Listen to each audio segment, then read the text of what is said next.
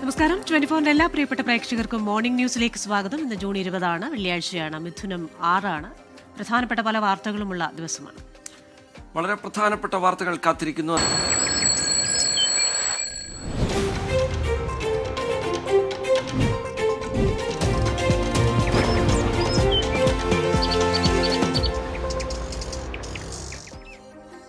നോക്കാം വിശദമായ വാർത്തകൾ. ആദ്യം നിലമ്പൂർ വാർത്തകളിലേക്കാണ്. കൂട്ടിയും കിഴിച്ചും മുന്നണികൾ.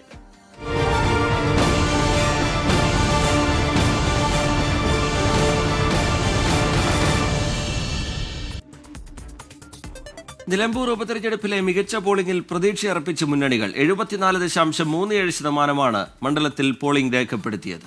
UDFന് അനുകൂലമാകാവുന്ന വോട്ടുകളെല്ലാം കൃത്യമായി പോൾ ചെയ്യപ്പെട്ടിട്ടുണ്ടെന്നാണ് UDF ക്യാമ്പിന്റെ പ്രാഥമിക വിലയിരുത്തൽ. പോളിംഗ് അനുകൂലമെന്ന ആത്മവിശ്വാസത്തിലാണ് LDFും. അതേസമയം ഇരുവിഭാഗങ്ങളിലെയും അസംതൃപ്തർ തനിക്കൊപ്പം നിൽക്കുമെന്നാണ് PV അൻവർ തെരഞ്ഞെടുപ്പിന് ശേഷം പ്രതികരിച്ചത്. നിലമ്പൂരിൽ നിന്ന് നിതിൻ അംബുജൻ വിവരങ്ങളുമായി ചേരുന്നുണ്ട്. നിതിൻ, ഇന്നലെ വോട്ടെടുപ്പ് പൂർത്തിയായതിനു ശേഷം മികച്ച പോളിംഗ് തന്നെ രേഖപ്പെടുത്തിയതിനു ശേഷം ഒരു പ്രാഥമികമായ വിലയിരുത്തൽ മുന്നണികളുടെ ഭാഗത്തു നിന്നുണ്ടായിരുന്നു. തികഞ്ഞ ആത്മവിശ്വാസം സ്ഥാനാർത്ഥികൾ പ്രകടിപ്പിക്കുന്നത് കണ്ടു. എന്താണ് 3 ക്യാമ്പുകളിൽ നിന്നുമുള്ള ആത്മവിശ്വാസം, പ്രതീക്ഷ? PV അൻവർ അത്രത്തോളം പ്രതീക്ഷ വെച്ച് പുലർത്തുന്നുണ്ട്. ഈ വിവിധ ക്യാമ്പുകളിൽ നിന്നായി ലഭ്യമാകുന്ന വിവരങ്ങൾ എങ്ങനെ? ഇനി വോട്ടെണ്ണലിനായുള്ള കാത്തിരിപ്പാണ്, അതിൻ്റെ ഒരു ആകാംക്ഷയും രാഷ്ട്രീയ കേരളത്തിനുണ്ട്. നിതിൻ അംബുജൻ.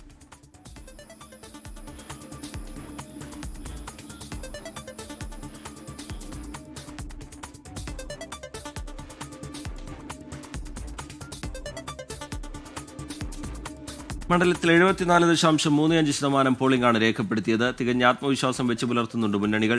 അടിയൊഴുക്കുകൾ ആർക്ക് തുണയാകും, ആർക്ക് തിരിച്ചടിയാകും എന്നത് സംബന്ധിച്ചൊക്കെ ഒരു പ്രാഥമിക വിലയിരുത്തലിലേക്ക് മുന്നണികൾ ഇതിനോടകം കടന്നു കഴിഞ്ഞിട്ടുണ്ട്. തിങ്കളാഴ്ചയാണ് രാഷ്ട്രീയ കേരളം കാത്തിരിക്കുന്ന വോട്ടെണ്ണൽ നടക്കാൻ പോകുന്നത്. നിലമ്പൂർ ജനത ആർക്കൊപ്പമാണ് നിന്നത് എന്ന് തിങ്കളാഴ്ച രാവിലെ മുതൽ തന്നെ വ്യക്തമായി തുടങ്ങും.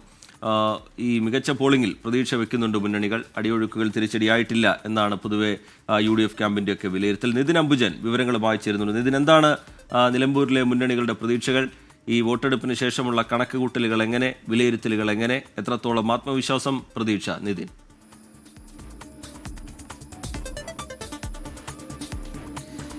Rijith, Christina, good morning. വോട്ടെടുപ്പിന് ശേഷം പ്രാഥമിക വിലയിരുത്തൽ ഇതിനകം തന്നെ UDFും LDF ക്യാമ്പുകളും നടത്തിക്കഴിഞ്ഞു. ചരിത്ര ഭൂരിപക്ഷം നേടുമെന്ന ഒരു പ്രതീക്ഷയിലാണ് UDF ഉള്ളത്. 2016 കൈവിട്ട മണ്ഡലം ഇക്കുറി ആര്യാടൻ ഷൗക്കത്തിലൂടെ അത് തിരിച്ചു പിടിക്കാൻ കഴിയുമെന്ന പ്രതീക്ഷ തന്നെയാണ് കഴിഞ്ഞ ദിവസങ്ങളടക്കം, കഴിഞ്ഞ മണിക്കൂറുകളിലടക്കം എന്തായാലും UDF ക്യാമ്പുകൾ പ്രതീക്ഷ വെച്ച് പുലർത്തും. നമുക്കറിയാം PV അൻവർ ഏതാണ്ട് 2700 വോട്ടിന്റെ ഭൂരിപക്ഷത്തിനാണ് ഇടതുമുന്നണിയിൽ ജയിച്ചത്. അതിനുശേഷം പിന്നീട് ഈ നടക്കുന്ന ഈ ഉപതെരഞ്ഞെടുപ്പിൽ ആര്യാടൻ ഷൗക്കത്തിലൂടെ മണ്ഡലം നിലനിർത്താൻ കഴിയും, അല്ലെങ്കിൽ മണ്ഡലം തിരിച്ചുപിടിക്കാൻ കഴിയുമെന്ന പ്രതീക്ഷ വെച്ചു പുലർത്തുന്നു. എന്തായാലും കഴിഞ്ഞ ലോക്സഭാ തെരഞ്ഞെടുപ്പിന് രേഖപ്പെടുത്തിയ പോളിംഗിനേക്കാൾ മറികടക്കുന്ന ഒരു നിലയിലേക്കുള്ള പോളിംഗ് ഇത്തവണ ഉണ്ടായിട്ടുണ്ട്.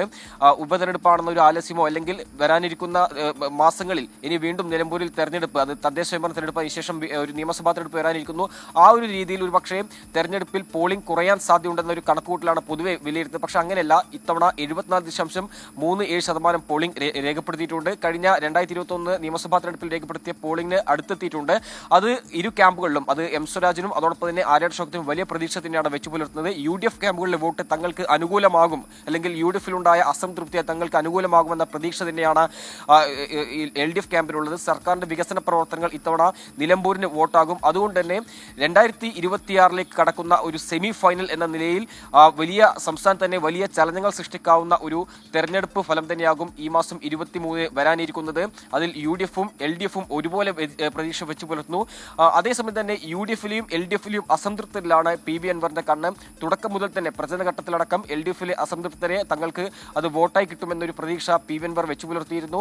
ആ ഒരു നിലയിൽ ഇത്തവണ PV അൻവർ തങ്ങൾക്ക്, അല്ലെങ്കിൽ PV അൻവർ തന്നെ മണ്ഡലം നിർത്താൻ കഴിയുമെന്നാണ് അവരുടെ ക്യാമ്പുകൾ വിലയിരുത്തുന്നത്. അങ്ങനെ ഒരു പ്രാഥമികമായ ഒരു വിലയിരുത്തലിലേക്ക് എന്തായാലും കണക്കുകൂട്ടലിലേക്കും ഇത്തവണ ഈ മണിക്കൂറുകൾ അവർ കടന്നിട്ടുണ്ട്. പക്ഷേ ഒരു കൃത്യമായ കണക്ക്, ഏതാണ്ട് ഏത് നിലയിൽ ഭൂരിപക്ഷം കിട്ടുമെന്നൊരു കണക്കിലേക്ക് എന്തായാലും ഇപ്പോൾ അവർ ഒരു പ്രതികരണത്തിലേക്ക് കടന്നിട്ടില്ല.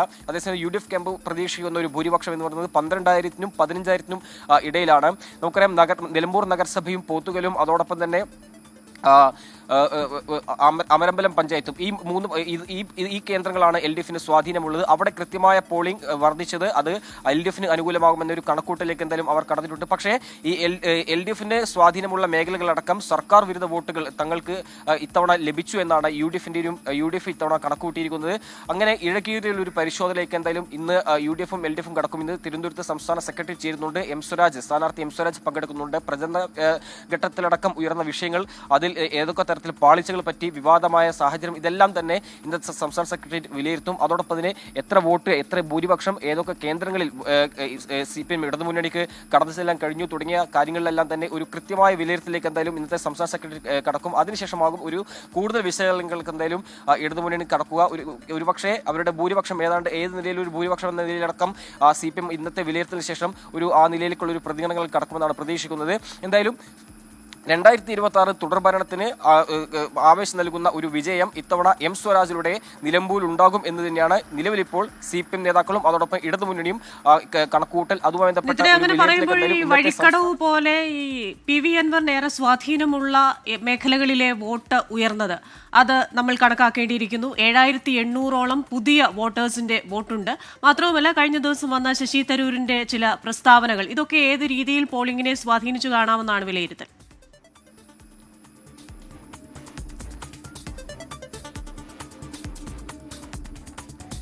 PV അൻവറിന്റെ സ്വാധീന മേഖലകൾ അദ്ദേഹം കൊട്ടിക്കലാശം അടക്കം ഒഴിവാക്കി തന്നെ പ്രചരണ മണിക്കൂറുകൾ കഴിഞ്ഞ 22 അതായത് 3 ആഴ്ചയിലധികം ശക്തമായ പ്രചരണമായി മുന്നോട്ട് പോയിരുന്നു. നമുക്കറിയാം PV അൻവറിന്റെ സ്വാധീനമുള്ള മേഖലകൾ കേന്ദ്രീകരിച്ചായിരുന്നു അദ്ദേഹത്തിന്റെ ഈ പ്രചരണം തുടക്കം മുതൽ തന്നെ ആരംഭിച്ചിരുന്നത്. അവിടെ അടക്കം തങ്ങളുടെ വോട്ട് ഏത് നിലയിലാണോ അതെല്ലാം സുരക്ഷിതമായി തന്നെ ഉണ്ട് എന്നൊരു കണക്കൂട്ടിൽ തന്നെയാണ് PV അൻവറും വെച്ചു പുലർത്തുന്നത്. സ്വാഭാവികമായിട്ടും ആ ഒരു കേന്ദ്രങ്ങളടക്കം ഇടതുമുന്നണിക്കും UDFനും കടന്നു ചെല്ലാൻ കഴിഞ്ഞെന്ന് അവർ വിലയിരുത്തുന്നു. പക്ഷേ ഇതിൽ PV അൻവർ എത്രത്തോളം വോട്ട് പിടിക്കുമെന്നത് സ്വാഭാവികമായിട്ടും ഇന്ന് ഈ നിലമ്പൂർ വിധിയെ ഗതി നിർണ്ണയിക്കുന്നതാകും. PV അൻവർ പിടിക്കുന്ന വോട്ടുകൾ അത് UDF ക്യാമ്പിനും അതോടൊപ്പം തന്നെ LDF ക്യാമ്പിനും ഒരുപോലെ അത് നിർണായകമാണ്.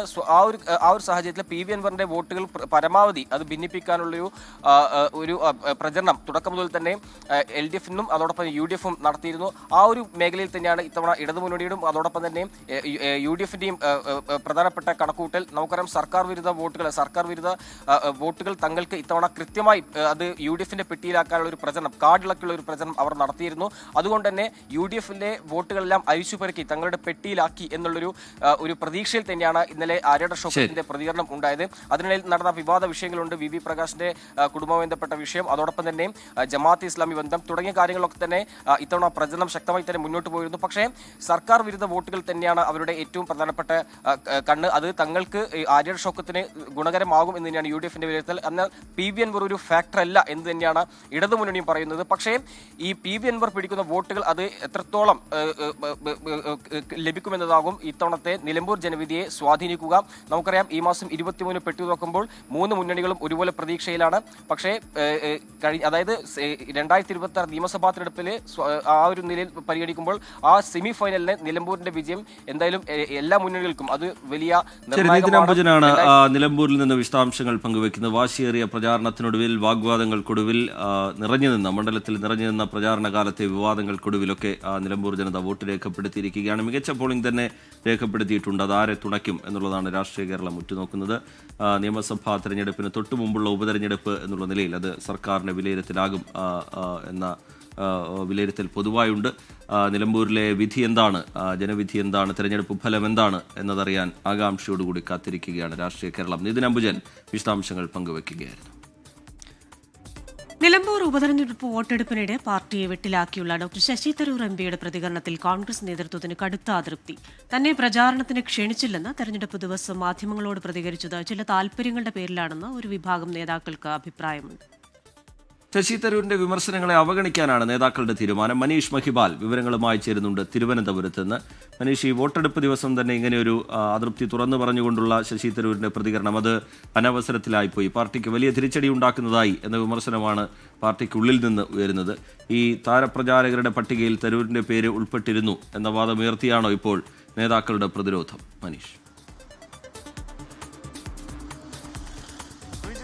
സംസ്ഥാന കേന്ദ്ര നേതൃത്വങ്ങൾക്ക് ഒരുപോലെ അനഭിമതനായിട്ടുള്ള ശശി തരൂർ ഇന്നലെ നടത്തിയ നീക്കം മനഃപൂർവ്വം തന്നെയാണ്. തെരഞ്ഞെടുപ്പ് ദിവസം തന്നെ അദ്ദേഹം നിലമ്പൂരിന്റെ പ്രചരണ ഘട്ടത്തിൽ ഒരു ദിവസം പോലും അങ്ങോട്ടേക്ക് എത്താതിരുന്ന ശശി തരൂർ എന്തിനാണ് തെരഞ്ഞെടുപ്പ് ദിവസം തന്നെ മാധ്യമങ്ങളെ കണ്ടുകൊണ്ട് തന്നെ നിലമ്പൂരിലേക്ക് നേതാക്കൾ ആരും ക്ഷണിച്ചിരുന്നില്ല. തിരുവനന്തപുരത്ത് അടക്കമുള്ള പ്രധാനപ്പെട്ട നേതാക്കളൊക്കെ തന്നെ അവിടെ എത്തി തെരഞ്ഞെടുപ്പ് പ്രചരണം നടത്തിയല്ലോ. പക്ഷെ തനിക്ക് ഒരു മിസ്ഡ് കോൾ പോലും ആരും നൽകിയില്ല, തന്നെ അങ്ങോട്ടേക്ക് ക്ഷണിച്ചില്ല എന്നുള്ള വലിയ പരാതി പരസ്യപ്പെടുത്തുകയായിരുന്നു ശശി തരൂർ പറഞ്ഞത്. പക്ഷേ ഈ കാര്യങ്ങളെ കുറിച്ചുള്ള കൂടുതൽ വിശദാംശങ്ങൾ പാർട്ടിക്കുള്ളിൽ പറയും, അത് പരസ്യപ്പെടുത്തുന്നില്ല എന്ന് പറഞ്ഞെങ്കിൽ കൂടി ACC വർക്കിംഗ് കമ്മിറ്റി അംഗം കൂടിയായിട്ടുള്ള ഒരു മുതിർന്ന നേതാവ് ഇങ്ങനെ പരസ്യ മധ്യത്തിൽ ഒരു തെരഞ്ഞെടുപ്പ് ദിവസം നടത്തുന്ന പരാമർശങ്ങൾ തെരഞ്ഞെടുപ്പിനെ പോലും ബാധിക്കുന്നു എന്നുള്ള ഒരു കണക്കുകൂട്ടലാണ്, അല്ലെങ്കിൽ അങ്ങനെ ഒരു വിലയിരുത്തലാണ് പാർട്ടിക്കുള്ളത്. നിരന്തരമായി അദ്ദേഹം നടത്തുന്ന സംസ്ഥാന കേന്ദ്ര നേതൃത്വത്തിന് പുകഴ്ത്തൽ, പ്രത്യേകിച്ചും ഇടത് സർക്കാരിനെ പറ്റിയുള്ള പുകഴ്ത്തലാണ് ആദ്യഘട്ടത്തിൽ സംസ്ഥാന കോൺഗ്രസ് നേതൃത്വത്തെ അസ്വസ്ഥപ്പെടുത്തിയത്. പിന്നീട് ഓപ്പറേഷൻ സിന്ദൂറിന് ശേഷം നിരന്തരമായി നരേന്ദ്രമോദിയെ സംബന്ധിച്ച് നടത്തുന്ന പ്രശംസയൊക്കെ തന്നെ പാർട്ടിയെ വലിയ രീതിയിൽ അസ്വസ്ഥപ്പെടുത്തുന്നുണ്ട്. ഈ ഘട്ടത്തിലാണ് ശശി തരൂർ ഈ രീതിയിലുള്ള ഒരു പ്രതികരണവുമായി രംഗത്ത് വന്നത്. അതിനുള്ളിൽ പാർട്ടിയിലെ സാധാരണ അംഗങ്ങൾക്ക് മുതൽ വലിയ നേതാക്കൾക്ക് വരെ വലിയ വികാരം തരൂരിനെതിരെ ഉണ്ട് എന്നുള്ളത് വളരെ സത്യമായ കാര്യമാണ്. പക്ഷേ നിലവിൽ തരൂരിനെതിരെ ഒരു നടപടിക്ക് മുതിരാനുള്ള സാധ്യത വളരെ കുറവാണ്. പക്ഷേ ഈ നിലമ്പൂർ തെരഞ്ഞെടുപ്പ് വിധി വന്നതിന് ശേഷം ശശി തരൂരിനെ പാർട്ടിക്കുള്ളിൽ തന്നെ തുടരണോ അല്ലെങ്കിൽ ശശി തരൂരിനെ പുറത്താക്കണോ മറ്റെന്തെങ്കിലും നടപടി എടുക്കണമോ എന്ന കാര്യത്തിൽ വളരെ ഗൗരവമായ ചർച്ച പാർട്ടിക്കുള്ളിൽ തന്നെ ഉണ്ടാകുന്നുണ്ട്. ഈ ഘട്ടത്തിൽ തരൂരിനെ പക്ഷെ പുറത്താക്കിയാൽ അത് പാർട്ടിക്ക് തന്നെ വലിയ തിരിച്ചടിയാകും. പ്രത്യേകിച്ചും കോൺഗ്രസിന്റെ മുതിർന്ന സ്ഥാനം വഹിക്കുന്നുണ്ട്, ഒപ്പം തന്നെ തിരുവനന്തപുരം MP ആണ്. ഏതെങ്കിലും ഒരു കാരണവശാൽ തരൂർ പാർട്ടിക്ക് പുറത്തു വന്നാൽ ഒരു ഉപതെരഞ്ഞെടുപ്പിന് കൂടി സാധ്യത തിരുവനന്തപുരത്ത് ഉണ്ടാകും. അങ്ങനെ ഉണ്ടാകുകയാണെങ്കിൽ ശശി തരൂർ തന്നെ തിരുവനന്തപുരത്ത് ജയിച്ചത് വളരെ കുറഞ്ഞ ശതമാനം വോട്ടുകൾക്കാണ്. അത് നിലവിലത്തെ BJP സംസ്ഥാന അധ്യക്ഷന് രാജീവ് ചന്ദ്രശേഖരന് വിജയിക്കാനുള്ള സാധ്യത, അതിനുള്ള വഴി തുറന്നു കൊടുക്കലാകും. അതുകൊണ്ട് തന്നെ ശശി തരൂരിന് ഇത്തരത്തിലുള്ള നീക്കം, പ്രത്യേകിച്ചും ഇപ്പോൾ കേന്ദ്ര സർക്കാരിന്റെ ചില സമിതികളിലൊക്കെ തന്നെ ശശി തരൂർ അംഗമായി വിദേശ പര്യടനമൊക്കെ തന്നെ നടത്തുന്നതിൽ പിന്നിൽ വലിയ രാഷ്ട്രീയ ഗൂഢാലോചനയുണ്ട്. ശശി തരൂരിന്റെ ഓരോ നീക്കങ്ങൾക്ക് പിന്നിലും വ്യക്തമായ അജണ്ട ഉണ്ടെന്ന് തന്നെയാണ് സംസ്ഥാന നേതൃത്വവും കേന്ദ്ര നേതൃത്വവും ഒരുപോലെ തന്നെ അതിനെ കണക്കുകൂട്ടി അല്ലെങ്കിൽ ആ രീതിയിൽ കാണുന്നത്.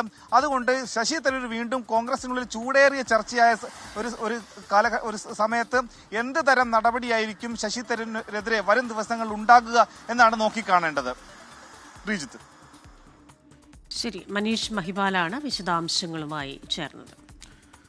CPIM സംസ്ഥാന സെക്രട്ടേറിയറ്റ് യോഗം ഇന്ന് ചേരും. നിലമ്പൂർ ഉപതെരഞ്ഞെടുപ്പിന്റെ അവലോകനവും രാജ്ഭവനിലെ ഭാരതാംബ വിവാദവുമായിരിക്കും യോഗത്തിലെ പ്രധാന ചർച്ചാ വിഷയം. അടിയന്തരാവസ്ഥ കാലത്ത് RSSുമായി കൂട്ടുചേർന്നിട്ടുണ്ടെന്ന സംസ്ഥാന സെക്രട്ടറി MV ഗോവിന്ദന്റെ പ്രതികരണവും യോഗത്തിൽ ചർച്ചയായേക്കും. സംസ്ഥാന സെക്രട്ടറിയെ മുഖ്യമന്ത്രി പരസ്യമായി തിരുത്തിയ പശ്ചാത്തലത്തിൽ വിമർശനത്തിനും സാധ്യതയുണ്ട്. ഇറാൻ-ഇസ്രയേൽ സംഘർഷം 8ാം ദിവസവും അതിരൂക്ഷമായി തുടരുന്നു. ഇറാനുമായി നയതന്ത്ര ചർച്ചകൾക്കുള്ള സാധ്യത തള്ളാതെ അമേരിക്കൻ പ്രസിഡന്റ് ഡൊണാൾഡ് ട്രംപ്. ഇറാനെതിരെ ഇസ്രയേൽ നടത്തുന്ന ആക്രമണങ്ങളിൽ അമേരിക്ക ഇടപെടണോ എന്ന കാര്യത്തിൽ 2 ആഴ്ചയ്ക്കുള്ളിൽ തീരുമാനമെടുക്കുമെന്നാണ് അമേരിക്കൻ പ്രസിഡന്റ് ട്രംപിന്റെ പ്രതികരണം. Regarding the ongoing situation in Iran, I know there has been a lot of speculation amongst all of you in the media regarding the president's decision-making and whether or not the United States will be directly involved.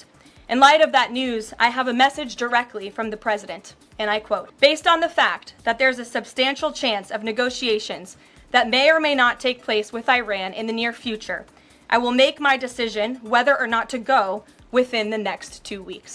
That's a quote directly from the president for all of you today.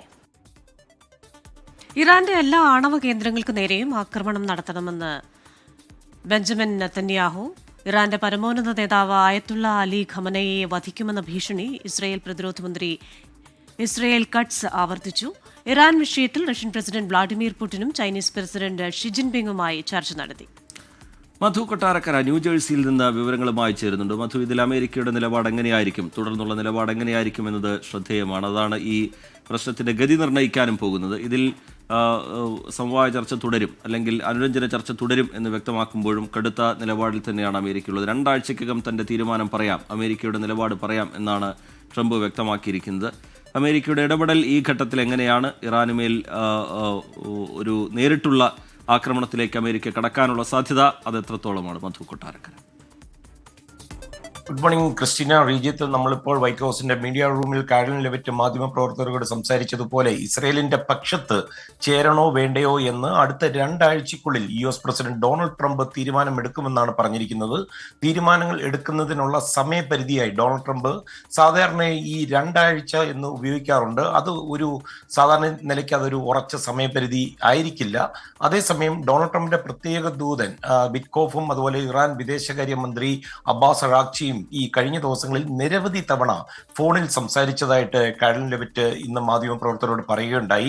ഇറാനുമായി ഒരുപക്ഷെ അധികം വൈകാതെ ചർച്ചകളും വിലപേശലുകളും ചിലപ്പോൾ നടന്നേക്കാൻ സാധ്യതയുണ്ടെന്നും എന്നാൽ ഇത് സംബന്ധിച്ച് കൂടുതൽ ചോദ്യങ്ങൾക്ക് അവർ ഇന്ന് മറുപടി പറയാൻ തയ്യാറായതുമില്ല. ഇറാനുമായുള്ള ഏതൊരു ആണവ കരാറിലും ഈ യുറേനിയം സമ്പുഷ്ടമാക്കുന്നതിനുള്ള നിരോധനവും അതുപോലെ ഇറാൻ ആണവായുധം നേടുന്നത് അത് തടയുക, അത് അമേരിക്കയുടെ ഒരു അജണ്ടയിലുള്ളതാണ്. അത് ഉൾപ്പെടുത്തണം എന്നുള്ളതാണ് അമേരിക്കയുടെ നിലപാടെന്നാണ് കാരലിൻ ലെവിറ്റ് ഇന്ന് പറഞ്ഞത്. അതേസമയം ഇറാൻ വിദേശകാര്യമന്ത്രി അബ്ബാസ് അറാഖ്ചി വരും ദിവസങ്ങളിൽ, അതായത് ഈ ശനിയാഴ്ചയും ഞായറാഴ്ചയും തുർക്കിയിലെ ഇസ്താൻബുളിലെത്തും. മുസ്ലിം ഭൂരിപക്ഷ രാജ്യങ്ങൾ ഉൾപ്പെടുന്ന ഒരു ഇന്റർ ഗവൺമെന്റൽ ഗ്രൂപ്പായ ഓർഗനൈസേഷൻ ഓഫ് ഇസ്ലാമിക് കോപ്പറേഷന്റെ യോഗത്തിൽ പങ്കെടുക്കാനാണ് അദ്ദേഹം എത്തുന്നത്. അവിടെ അദ്ദേഹം ഇസ്രായേൽ ഇറാൻ സംഘർഷത്തിന്റെ കാരണങ്ങളും മുന്നോട്ടുള്ള അവരുടെ പ്ലാനുകളും ഒരുപക്ഷെ വിശദീകരിച്ചിരിക്കും. അതേസമയം ഇസ്രായേൽ ഇറാൻ വിഷയത്തിൽ ഒരു 3-ാം കക്ഷി ഇടപെടൽ കാര്യങ്ങൾ മാറ്റിമറിക്കുമെന്നും അതിന് നല്ല തിരിച്ചടി പ്രതീക്ഷിക്കാമെന്ന ഇറാന്റെ മുന്നറിയിപ്പും വരുന്നുണ്ട്. അതേസമയം ഇറാൻ ആണവ കേന്ദ്രങ്ങൾ തകർക്കുന്നത് ഉൾപ്പെടെ എല്ലാ ലക്ഷ്യങ്ങളും ഒറ്റയ്ക്ക് നേടിയെടുക്കുവാനുള്ള കഴിവുണ്ടെന്നാണ് ഇസ്രായേൽ പ്രധാനമന്ത്രി ബെഞ്ചമിൻ നെതന്യാഹു പറഞ്ഞത്. ഡൊണാൾഡ് ട്രംപിന് വേണമെങ്കിൽ ചേരാം എന്ന് പറയുകയും ചെയ്തു. ഇതിന്റെ തൊട്ടു പിന്നാലെയായിരുന്നു ഇന്നത്തെ ഈ വൈറ്റ് ഹൗസ് നിന്നുള്ള ഈ പ്രസ്താവന, അതായത് ഡൊണാൾഡ് ട്രംപ് 2 ആഴ്ച സമയമെടുക്കുമെന്നുള്ള ആ പ്രസ്താവന വരുന്നത്. ക്രിസ്റ്റീന, റീജിത്ത്. ശരി, മധു കൊട്ടാരക്കരയാണ് അമേരിക്കയിലെ ന്യൂജേഴ്സിയിൽ നിന്ന് വിശദാംശങ്ങളുമായി ചേർന്നത്. തങ്ങൾക്കാരുടെയും സഹായം ആവശ്യമില്ല ഇറാനെതിരെ തിരിച്ചടിക്കാനെന്നാണ് ഇസ്രയേൽ പ്രധാനമന്ത്രി ബെഞ്ചമിൻ നെതന്യാഹു കഴിഞ്ഞ ദിവസം പറഞ്ഞത്. അമേരിക്ക അനൌദ്യോഗിക ചർച്ചകൾ ഇറാനുമായി നടത്തിയെന്ന വാർത്തകൾ വരുന്നുണ്ട്. എന്തായാലും അന്തിമ തീരുമാനം 2 ആഴ്ചയ്ക്ക് ശേഷമെന്നാണ് പ്രസിഡന്റ് ഡൊണാൾഡ് ട്രംപ് അറിയിച്ചിരിക്കുന്നത്. മറ്റൊരു റിപ്പോർട്ടിലേക്ക്. കോഴിക്കോട് ഈങ്ങാപ്പുഴയിൽ ബൈക്കുകൾ കൂട്ടിയിടിച്ച് ഒരാൾ മരിച്ചു. കണ്ണപ്പൻകുണ്ട് സ്വദേശി വിഷ്ണു രാജാണ് മരിച്ചത്. 2 പേർക്ക് പരിക്കേറ്റിട്ടുണ്ട്. സമീർ സി മുഹമ്മദ് വിവരങ്ങളുമായി കോഴിക്കോട്ട് നിന്ന് ചേരുന്നു. സമീർ, വിവരങ്ങൾ എന്താണ് സമീർ?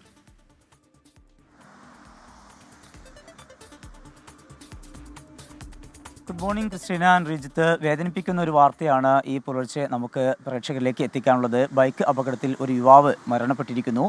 ഈങ്ങാപ്പുഴ സ്വദേശിയാണ് ഈ യുവാവ്. 28-കാരനായിട്ടുള്ള വിഷ്ണുരാജാണ് മരിച്ചിരിക്കുന്നത്.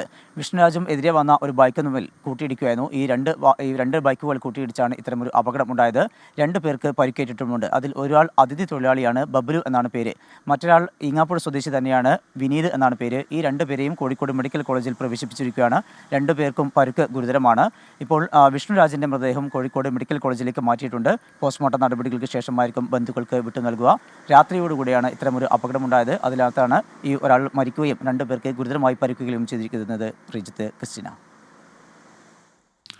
ശരി, സമീർ സി മുഹമ്മദ് കോഴിക്കോട്ട് നിന്ന് വിശദാംശങ്ങൾ പങ്കുവയ്ക്കുകയായിരുന്നു. ഇനി നോക്കാം കേരളത്തിൽ നിന്ന് ചില വാർത്തകൾ ചുരുക്കത്തിൽ, വേഗത്തിൽ.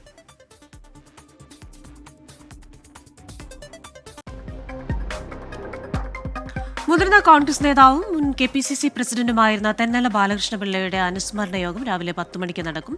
കൊല്ലം DCC ഹാളിൽ നടക്കുന്ന ചടങ്ങ് KPCC പ്രസിഡന്റ് സണ്ണി ജോസഫ് ഉദ്ഘാടനം ചെയ്യും. ഓപ്പറേഷൻ ഡി ഹണ്ടിന്റെ ഭാഗമായി സംസ്ഥാന വ്യാപകമായി നടത്തിയ സ്പെഷ്യൽ ഡ്രൈവിൽ ഇന്നലെ 157 കേസുകൾ രജിസ്റ്റർ ചെയ്തു. 162 പേരെ അറസ്റ്റ് ചെയ്തു. പുതിയ 241 പോലീസ് വാഹനങ്ങളുടെ ഫ്ളാഗ് ഓഫ് ഇന്ന് വൈകിട്ട് 4 മണിക്ക് തിരുവനന്തപുരം SAP ഗ്രൗണ്ടിൽ നടക്കുന്ന ഫ്ളാഗ് ഓഫ് മുഖ്യമന്ത്രി പിണറായി വിജയൻ നിർവഹിക്കും. ചടങ്ങിൽ സംസ്ഥാന പോലീസ് മേധാവി ഡോക്ടർ ഷെയ്ഖ് ദർവേഷ് സാഹിബ്, ADGPമാർ, ഉന്നത പോലീസ് ഉദ്യോഗസ്ഥർ എന്നിവർ പങ്കെടുക്കും. 2024 അയ്യങ്കാളി പ്രതിഭാ പുരസ്കാരം പ്രസിദ്ധ നാടൻ പാട്ടുകാരി പ്രസീത ചാലക്കുടിക്ക്. ഓഗസ്റ്റ് 17 തിരുവനന്തപുരം വെങ്ങാനൂരിൽ വെച്ച് നടക്കുന്ന ചടങ്ങിൽ പുരസ്കാരം സമ്മാനിക്കും. തിരുവനന്തപുരം വിതുര ചെറ്റച്ചലിലെ ആദിവാസി സമരത്തിന് ഫലപ്രാപ്തി. സമരം ചെയ്ത് നേടിയ ഭൂമിയിൽ ഭൂരഹിതരായ 18 ആദിവാസി കുടുംബങ്ങൾക്ക് വീടൊരുങ്ങുന്നു. 2003 മുതൽ തുടങ്ങിയ സമരമാണ് ഫലപ്രാപ്തിയിലെത്തുന്നത്.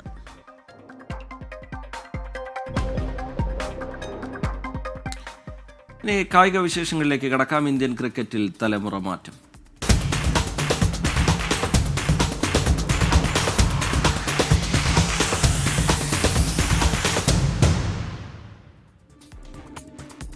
ഇന്ത്യ ഇംഗ്ലണ്ട് ടെസ്റ്റ് പരമ്പരയ്ക്ക് എന്ന തുടക്കം. ഒന്നാം ടെസ്റ്റ് ഉച്ചതിരിഞ്ഞ് 3:30 മുതൽ ലീഡ്സിൽ. ഇന്ത്യൻ ക്രിക്കറ്റിലെ തലമുറ മാറ്റത്തിന് ശേഷമുള്ള ആദ്യ പരീക്ഷണ കളരി കൂടിയാണ് ഇംഗ്ലണ്ട് പരമ്പര.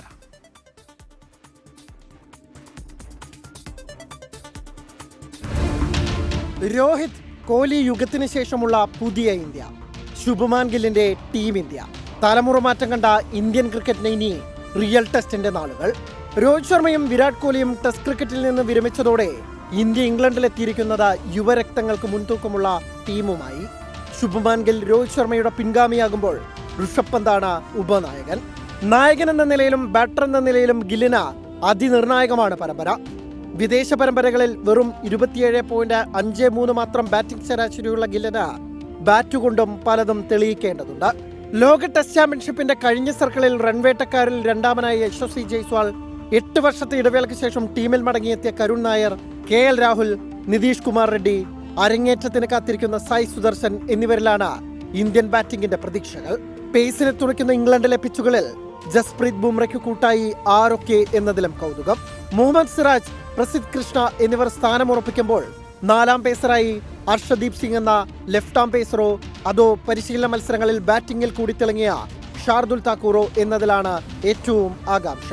ന്യൂസിലാൻഡിനെതിരെയും ഓസ്ട്രേലിയക്കെതിരെയും പരമ്പര കൈവിട്ട ഗൗതം ഗംഭീറിന്റെ ടെസ്റ്റ് പരിശീലക സ്ഥാനവും ഇംഗ്ലണ്ട് സീരീസ് നിർണയിക്കും. അതേസമയം 2 ദിവസം മുമ്പ് തന്നെ ടീമിനെ പ്രഖ്യാപിച്ച് കാത്തിരിക്കുകയാണ് ബെൻ സ്റ്റോക്സിന്റെയും ജോ റൂട്ടിന്റെയും ഇംഗ്ലണ്ട്. ഇന്ത്യൻ മണ്ണിൽ ചോദ്യം ചെയ്യപ്പെട്ട ബാസ് ബോൾ ശൈലിയുടെ കരുത്ത് അറിയിക്കുക കൂടി വേണം ആതിഥേയർക്ക്. Sports desk 24.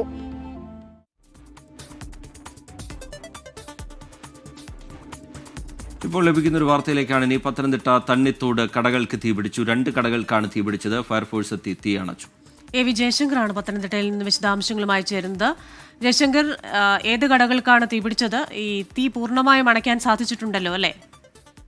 അതായത് ക്രിസ്റ്റീന റിജിത്ത്, പത്തനംതിട്ട തണ്ണിത്തോട് പ്രവർത്തിക്കുന്ന 2 കടകൾക്കാണ് ഇത്തരത്തിൽ തീപിടുത്തമുണ്ടായത്. ഒരു ബുക്ക് സ്റ്റാളും ഒപ്പം തന്നെ ഒരു ഫാൻസി സെന്ററുമാണ് ഉള്ള കടകളാണ് രാത്രി 2:00 ഇത്തരത്തിൽ തീപിടുത്തമുണ്ടാകുന്നത്. ഉടൻ തന്നെ 2 യൂണിറ്റ് ഫയർഫോഴ്സ് എത്തി തീ അണച്ചു. പൂർണ്ണമായി തീ അണച്ചിട്ടുണ്ട്. ഷോർട്ട് സർക്യൂട്ട് ആണ് ഇത്തരത്തിൽ തീപിടുത്തത്തിന് കാരണമെന്നാണ് പ്രാഥമികമായിട്ടുള്ള നിഗമനം.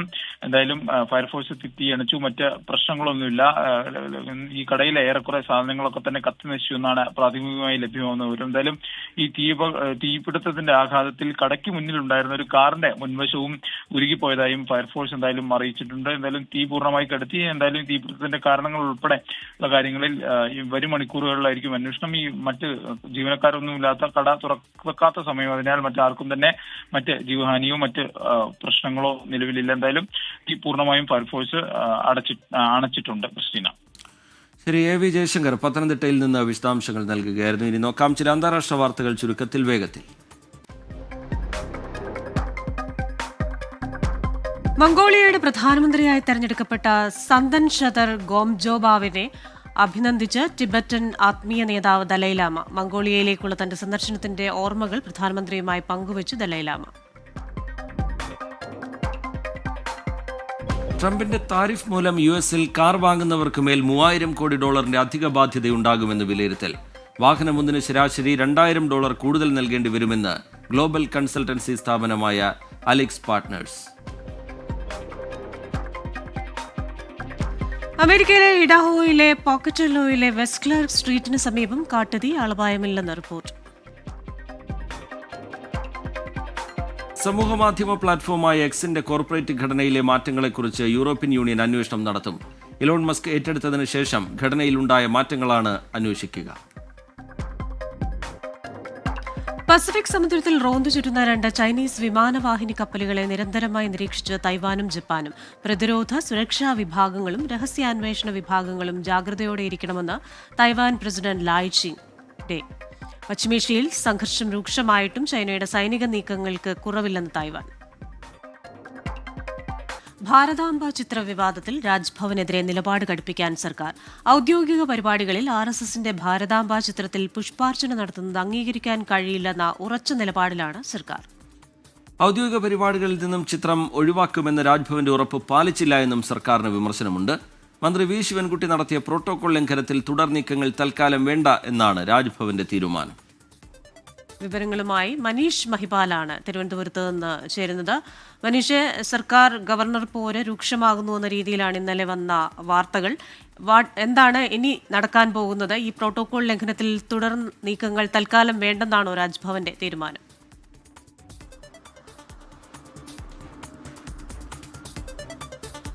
ക്രിസ്റ്റീന, മുഖ്യമന്ത്രി എന്താണെങ്കിലും ഈ വിഷയത്തിൽ കഴിഞ്ഞ ദിവസം അദ്ദേഹത്തിന്റെ നിലപാട് പറഞ്ഞിരുന്നു.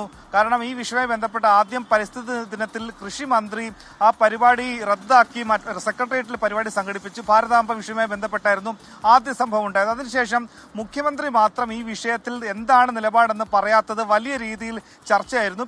പിന്നാലെയാണ് മുഖ്യമന്ത്രി മിനിഞ്ഞാന്ന് ആണ് പത്രസമ്മേളനം നടത്തി. നിലമ്പൂർ തെരഞ്ഞെടുപ്പിന് തലേ ദിവസമാണ് അദ്ദേഹത്തിന്റെ നിലപാട് വ്യക്തമാക്കിയത്. അതായത് ഈ ഒരിക്കലും ഗവർണർ അദ്ദേഹം ശാഖയിൽ പോയി പെരുമാറുന്ന രീതിയിലൊന്നും രാജ്ഭവനിൽ പെരുമാറുന്നത് RSSന് കാര്യാലയമാക്കരുത് എന്ന രീതിയിലുള്ള പ്രതികരണം നടത്തി. പിന്നാലെ മന്ത്രി ശിവൻകുട്ടി ഇന്നലെ നടത്തിയിട്ടുള്ള അദ്ദേഹത്തിന്റെ പെരുമാറ്റം അത് അദ്ദേഹം നേരത്തെ തന്നെ എഴുതിക്കൊണ്ടുവന്ന പ്രസംഗമാണ്. അദ്ദേഹം അത് നോക്കി വായിക്കുകയായിരുന്നു എന്നാണ് വലിയ ആരോപണമാണ് പ്രതിപക്ഷം ഉന്നയിക്കുന്നത്. അതുകൊണ്ട് തന്നെ ഇന്നലെ നടത്തിയിട്ടുള്ള മന്ത്രി വി ശിവൻകുട്ടി അവിടെ എത്തുമ്പോൾ കാണുന്ന കാഴ്ച ഭാരതാംബയുടെ ചിത്രത്തിന് മുന്നിൽ അദ്ദേഹം പുഷ്പാർച്ചന നടത്തുകയാണ്. ഒപ്പം തന്നെ അതിന് മുൻപേ തന്നെ വിളക്ക് കൊളുത്തിയിരുന്നു.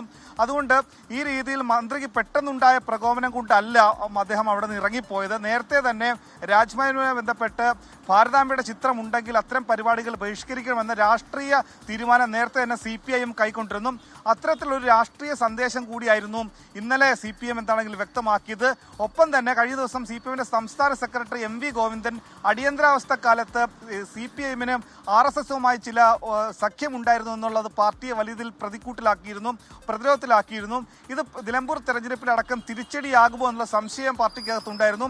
അതിന് കൂടി വ്യക്തമായ ഒരു രാഷ്ട്രീയ മറുപടി നൽകുകയായിരുന്നു RSS പരിപാടി. അല്ലെങ്കിൽ RSS സൈദ്ധാന്തികൻ ഗുരുമൂർത്തിയൊക്കെ തന്നെ സംഘടിപ്പിച്ചുകൊണ്ട് ഗവർണർ നടത്തിയ പരിപാടിയിൽ അതിനോടൊക്കെ തന്നെ വിയോജിപ്പുണ്ടെന്ന തരത്തിൽ പിന്നീട് ഭാരതാംബയുടെ ചിത്രത്തിന് മുന്നിൽ പുഷ്പാർച്ചന നടത്തുകയും അതിന് വിളക്ക് കൊളുത്തുകയും ചെയ്യുന്ന ഗവർണറുടെ നടപടിക്കെതിരെ ബഹിഷ്കരിച്ചുകൊണ്ട് തന്നെ വിദ്യാഭ്യാസ മന്ത്രി ഒരു വലിയ പരിപാടിയിൽ നിന്ന് ഇറങ്ങിപ്പോയത് ആ രീതിയിൽ തന്നെ നിലപാട് കടുപ്പിക്കുകയാണ്. ഇന്നത്തെ CPIMന്റെ സംസ്ഥാന സെക്രട്ടേറിയറ്റിൽ തന്നെ വരുന്ന ദിവസങ്ങളിൽ ഇനി രാജ്ഭവന്റെയും ഗവർണറുടെയും പരിപാടിയിൽ ഏത് തരത്തിലുള്ള നിലപാട് സ്വീകരിക്കണം, ഇനി ഗവർണർ പങ്കെടുക്കുന്ന സർക്കാർ പരിപാടികൾ പൂർണ്ണമായും ബഹിഷ്കരിക്കണോ, അല്ലെങ്കിൽ ഇനി രാജ്ഭവനിലേക്കുള്ള സംസ്ഥാന സർക്കാരിന്റെ മറ്റ് ചില പരിപാടികളിൽ ഭാരതാംബയുടെ ചിത്രം ഒഴിവാക്കിയാൽ മാത്രം ഇനി പങ്കെടുത്താൽ മതിയോ, അല്ലാത്ത പക്ഷം പരിപാടിയിൽ പങ്കെടുക്കണോ തുടങ്ങിയ കാര്യങ്ങളൊക്കെ തന്നെ ഇന്നത്തെ യോഗത്തിൽ തീരുമാനമാകും. ഒപ്പം തന്നെ മന്ത്രി ശിവൻകുട്ടിക്ക് ആദ്യം കൊടുത്ത പ്രോഗ്രാം ലിസ്റ്റിൽ ഈ ഭാരതാംബയെ സംബന്ധിച്ചോ മറ്റ് വിശദാംശങ്ങളെ സംബന്ധിച്ചോ യാതൊരു സൂചനയും ഇല്ലായിരുന്നു.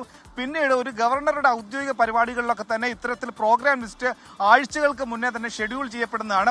അങ്ങനെ ഒരു പരിപാടിയിൽ എങ്ങനെയാണ് ഭാരതാംബയുടെ ചിത്രവും പുഷ്പാർച്ചനയും വിളക്ക് കൊളുത്തുന്ന സംഭവമൊക്കെ കയറി വന്നതും മറ്റൊരു രാഷ്ട്രീയ ഗൂഢാലോചനയാണ്. അത് ഗവർണർ RSSും അല്ലെങ്കിൽ BJP നേതൃത്വവുമായി ചേർന്നുകൊണ്ട് ആലോചിച്ച് നടത്തുന്ന രാഷ്ട്രീയ ഗൂഢാലോചനയാണെന്നാണ് CPIM വ്യക്തമാക്കുന്നത്. CPIM ഇതിനോട് ഇതേ നിലപാട് തന്നെ സ്വീകരിക്കുന്നത്. പക്ഷേ പ്രതിപക്ഷം ഉന്നയിക്കുന്നത് എന്തുകൊണ്ടാണ് നിലമ്പൂർ തെരഞ്ഞെടുപ്പ് ദിവസം തന്നെ ഇങ്ങനെ ഒരു നീക്കത്തിലേക്ക് CPIM കടക്കുന്നതിന് പിന്നിൽ മറ്റു ചില ലക്ഷ്യങ്ങളുണ്ട്. ഒപ്പം തന്നെ ഇങ്ങനെയുള്ള പരിപാടി നിശ്ചയിക്കേണ്ടത് സർക്കാരാണ്, മന്ത്രിസഭയാണ്. അങ്ങനെ മന്ത്രിസഭ വ്യക്തമായൊരു തീരുമാനമെടുത്താൽ അവിടെ ഗവർണറുടെ പരിപാടി അല്ലെങ്കിൽ രാജ്ഭവനിൽ നിന്നും ആ ഭാരതാംബയുടെ ചിത്രം നീക്കം ചെയ്യാൻ സാധിക്കുകയുള്ളൂ. എന്തുകൊണ്ടാണ് ഇങ്ങനെയുള്ളൊരു പൊറാട്ട് നാടകം കളിക്കുന്നത്?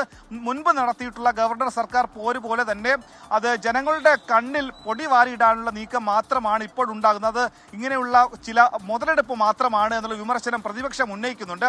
പക്ഷേ ഈ വിഷയത്തിൽ CPIM ഒരേ തട്ടിൽ തന്നെയാണ്. നേരത്തെ ആദ്യഘട്ടത്തിൽ അദ്ദേഹം ഗവർണർ സ്ഥാനത്തിലേക്ക് എത്തിയ ഘട്ടത്തിൽ മുഖ്യമന്ത്രിയും അടുത്ത ബന്ധമായിരുന്നു. ഡൽഹിയിലെത്തി അദ്ദേഹം പിറന്നാൾ ദിവസം മുഖ്യമന്ത്രി പിണറായി വിജയനെ ക്ലിഫ് ഹൗസിലെത്തി നേരിട്ട് കണ്ടതും ഒക്കെ തന്നെ പിണറായി വിജയൻ രാജ്ഭവനിലെത്തി ഗവർണറെ നേരിട്ട് കണ്ടതും ഒക്കെ തന്നെ വലിയ രാഷ്ട്രീയ ചർച്ചയായിരുന്നു. അങ്ങനെ വലിയ ബന്ധം നിലനിൽക്കുകയാണ്. പക്ഷേ ഗവർണറുടെ ഭാരതാംബ വിഷയവുമായി ബന്ധപ്പെട്ട് CPIM അല്ലെങ്കിൽ സർക്കാരുമായി ഗവർണറെ കടന്നാക്രമിച്ചാണ് CPI നേതാക്കളുടെ പ്രതികരണം, മന്ത്രിമാരുടെ പ്രതികരണം. നിലപാട് മാറ്റാത്ത ഗവർണർക്ക് അഹങ്കാരം എന്നാണ് മന്ത്രി വി ശിവൻകുട്ടി പ്രതികരിച്ചത്. എന്തായാലും വീണ്ടും ഒരു സർക്കാർ ഗവർണർ പോരിന് കളമൊരുങ്ങിയിട്ടുണ്ട്. അത്തരത്തിലാണ് പ്രതികരണങ്ങൾ സൂചിപ്പിക്കുന്നത്. നിലപാടിൽ വിട്ടുവീഴ്ചയില്ല എന്ന നിലപാടിൽ തന്നെയാണ് രാജ്ഭവനുമുള്ളത്. വയനാട് മേപ്പാടി പുഴമൂലയിൽ കാട്ടാന ഇറങ്ങി. രാത്രി 9 മണിയോടെയാണ് ജനവാസ മേഖലയിൽ കാട്ടാന എത്തിയത്. സുർജിത്ത് അയ്യപ്പത്ത് വിവരങ്ങളുമായി ചേരുന്നുണ്ട് വയനാട്ടിൽ നിന്ന്. സുർജിത്ത്, ഇപ്പോഴത്തെ ദൃശ്യങ്ങളടക്കം പുറത്തു വരുന്നുണ്ട്. എന്താണ് ലഭ്യമാകുന്ന വിവരങ്ങൾ Surjit?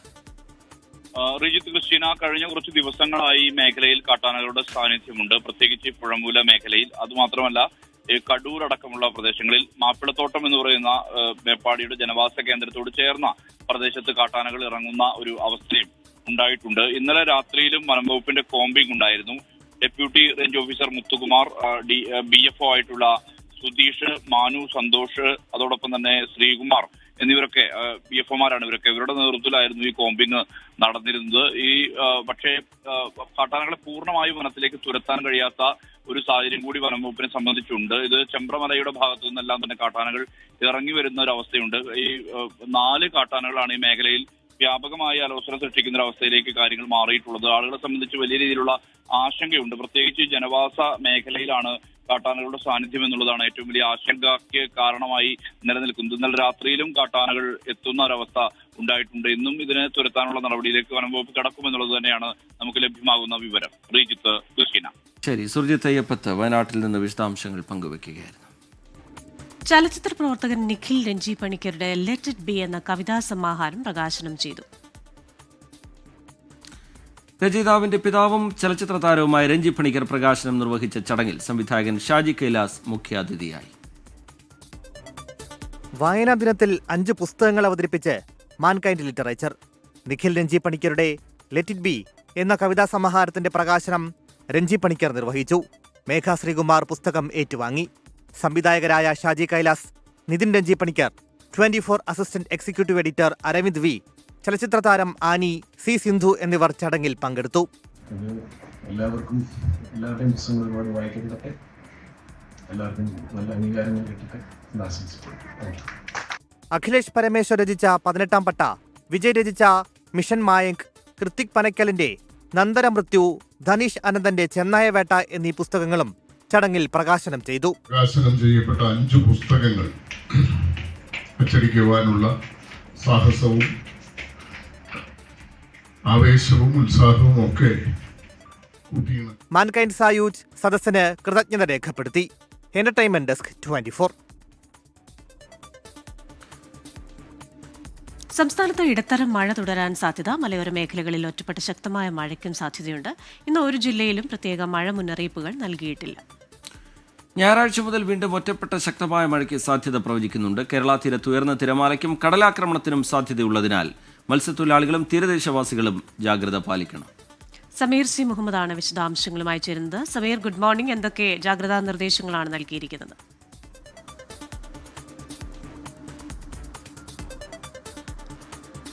Very good morning Rijith and Christina. സംസ്ഥാനത്ത് അതിതീവ്ര മഴയ്ക്കുള്ള മുന്നറിയിപ്പില്ല എന്നതാണ് കേന്ദ്ര കാലാവസ്ഥാ വകുപ്പിന്റെ മുന്നറിയിപ്പ്. അതുമായി ബന്ധപ്പെട്ടുള്ള അറിയിപ്പാണ് വന്നിരിക്കുന്നത്. അതുകൊണ്ട് തന്നെ അത് ആശ്വാസം നൽകുന്ന കാര്യമാണ്. കഴിഞ്ഞ ദിവസങ്ങളിലെല്ലാം തന്നെ അതിതീവ്ര മഴയും അതുപോലെ തന്നെ തീവ്ര മഴയ്ക്കുമുള്ള സാധ്യതയുണ്ടായിരുന്നു. അതുമായി ബന്ധപ്പെട്ടുള്ള വലിയ നാശനഷ്ടങ്ങളും ഉണ്ടായി. എന്നാൽ ഇനിയുള്ള 2 ദിവസം അതിശക്തമായിട്ടുള്ള ഒറ്റപ്പെട്ട മഴയെ ഉണ്ടാവുകയുള്ളൂ. തുടർച്ചയായിട്ടുള്ള മഴ ഉണ്ടാകില്ല എന്നാണ് കാലാവസ്ഥാ വകുപ്പിന്റെ മുന്നറിയിപ്പ്. എന്നാൽ ഇതുമായി ബന്ധപ്പെട്ട് 2 ഇടങ്ങളിൽ, പ്രധാനമായും മലയോര മേഖലയിലും അതുപോലെ തന്നെ തീരമേഖലയിലും ജാഗ്രത പുലർത്തണം എന്നുള്ള നിർദ്ദേശം കൂടി കേന്ദ്ര കാലാവസ്ഥാ വകുപ്പിന്റെ മുന്നറിയിപ്പ് ഉണ്ട്. ഏറ്റവും പ്രധാനപ്പെട്ട കാര്യം, മലയോര മേഖലയിൽ ഒറ്റപ്പെട്ട മഴയ്ക്കുള്ള സാധ്യതയാണ്. അതുകൊണ്ട് തന്നെ അതുമായി ബന്ധപ്പെട്ടുള്ള അപകടങ്ങൾക്കും സാധ്യതയുണ്ട്. മലയിടിയാനും അതുപോലെ തന്നെ പാറക്കൂട്ടങ്ങളും മരങ്ങളുമൊക്കെ ഇടിഞ്ഞു വീഴാനൊക്കെയുള്ള സാധ്യതയുണ്ട്. അതുമായി ബന്ധപ്പെട്ടുള്ള ജാഗ്രതാ നിർദ്ദേശമാണ് നൽകിയിരിക്കുന്നത്. അതോടൊപ്പമാണ് ശക്തമായിട്ടുള്ള തിരമാലയ്ക്കുള്ള സാധ്യതയുണ്ട്. ഉയർന്ന തിരമാല വരുമ്പോൾ സ്വാഭാവികമായും ഈ തീരമേഖലയിലുള്ളവർ ജാഗ്രത പാലിക്കണം. മത്സ്യത്തൊഴിലാളികളും അതുപോലെ തന്നെ ബീച്ചിലേക്ക് എത്തുന്ന വിനോദസഞ്ചാരികളൊക്കെ ജാഗ്രത പാലിക്കണം എന്നുള്ള നിർദ്ദേശം നൽകിയിട്ടുണ്ട്. 2 ദിവസത്തിന് ശേഷം മഴ ശക്തിപ്പെടും എന്നുള്ള ഒരു മുന്നറിയിപ്പ് കൂടി കാലാവസ്ഥാ വകുപ്പ് നൽകുന്നുണ്ട്. ഞായറാഴ്ചയ്ക്ക് ശേഷം മഴ ശക്തിപ്പെടും എന്നാണ് കാലാവസ്ഥാ വകുപ്പിന്റെ മുന്നറിയിപ്പുള്ളത്. റിജിത്ത്, ക്രിസ്റ്റീന. ശരി, സമീർ സി മുഹമ്മദ് കോഴിക്കോട്ട് നിന്ന് വിശദാംശങ്ങൾ നൽകുകയായിരുന്നു. ഇന്ന് ഒരു ജില്ലകൾക്കും പ്രത്യേക മഴ മുന്നറിയിപ്പ് എന്ന നിലയിൽ നൽകിയിട്ടില്ല. മഴക്കാലമായിട്ടും എറണാകുളം ജില്ലയുടെ കിഴക്കൻ മേഖലയിൽ വന്യമൃഗശല്യത്തിന് അറുതിയില്ല. രാപ്പകൽ ഭേദമില്ലാതെ കാടിറങ്ങുന്ന ആനകൾ കൃഷിയിടങ്ങൾ നശിപ്പിക്കുകയാണ്. കാട്ടാന ഭീതി നിരന്തരമായിട്ടും RR സംഘത്തിന്റെ സേവനം കാര്യക്ഷമമല്ല എന്നാണ് നാട്ടുകാരുടെ പരാതി. നേര്യമംഗലം, നീണ്ടപാറ, കുട്ടമ്പുഴ, പ്ലാമുടി, വേങ്ങൂർ, കോതമംഗലം, പെരുമ്പാവൂർ, ഇടുക്കി ജില്ലയുടെ അതിർത്തി മേഖല തുടങ്ങി വിവിധ ഭാഗങ്ങളിൽ വന്യമൃഗശല്യം ഇപ്പോഴും അറുതിയില്ലാതെ തുടരുകയാണ്. മഴക്കാലം ആരംഭിച്ചിട്ടും കാട്ടാനകൾ ജനവാസ മേഖലയിലേക്ക് എത്തുന്നതും കൃഷിയിടങ്ങൾ തകർക്കുന്നതും പതിവാണ്. വാഴ, കപ്പ, ജാതി, കവുങ്ങ് ഒന്നും പരിപാലിക്കാനാകാത്ത സ്ഥിതി. നീണ്ടപാറ മേഖലയിൽ 10ാം വാർഡിൻ്റെ പള്ളിപ്പടി പ്രദേശത്ത് 2 ദിവസമായിട്ട് ആനശല്യം രൂക്ഷമായിക്കൊണ്ടിരിക്കുകയാണ്. ഈ കഴിഞ്ഞ സന്ധ്യയ്ക്ക് 7 മണിയോടുകൂടി ഞങ്ങളുടെ വീടിൻ്റെ പരിസരത്തുകൂടി റോഡിൽ കൂടി ഇറങ്ങി വന്ന് ഞങ്ങളുടെ കൃഷിരഹങ്ങളൊക്കെ നശിപ്പിച്ചു. 7 മണി കഴിഞ്ഞാൽ ഞങ്ങളുടെ പിള്ളേർക്കോ വീട്ടിലുള്ളവർക്കോ പുറത്തിറങ്ങാൻ പറ്റാത്ത ഒരവസ്ഥയാണ്. രാത്രികാലങ്ങളിൽ കാടിറങ്ങുന്ന വന്യമൃഗങ്ങൾ പലപ്പോഴും പുലർച്ചെ വരെ കൃഷിയിടങ്ങളിൽ തമ്പടിക്കുന്നു. വന്യമൃഗശല്യത്തിന് അറുതി വരുത്താൻ തീർത്ത സോളാർ വേലിയും കാര്യക്ഷമമല്ല. പ്രദേശത്തെ RRT സംഘത്തിന്റെ സേവനവും വേണ്ട പോലെ ഇല്ല എന്നും നാട്ടുകാർക്ക് പരാതിയുണ്ട്. 24 തൊടുപുഴ. വികസന പ്രവർത്തനങ്ങൾ വരുന്നത് നല്ല കാര്യമാണ്. എന്നാൽ മഴക്കാലത്തെ വികസന പ്രവർത്തനങ്ങൾ ജനങ്ങളെ ദുരിതത്തിലാക്കിയ കാഴ്ചയിലേക്കാണ് ഇനി. എറണാകുളം വൈറ്റില മൊബിലിറ്റി ഹബിൽ നിന്നാണ് ഈ കാഴ്ച.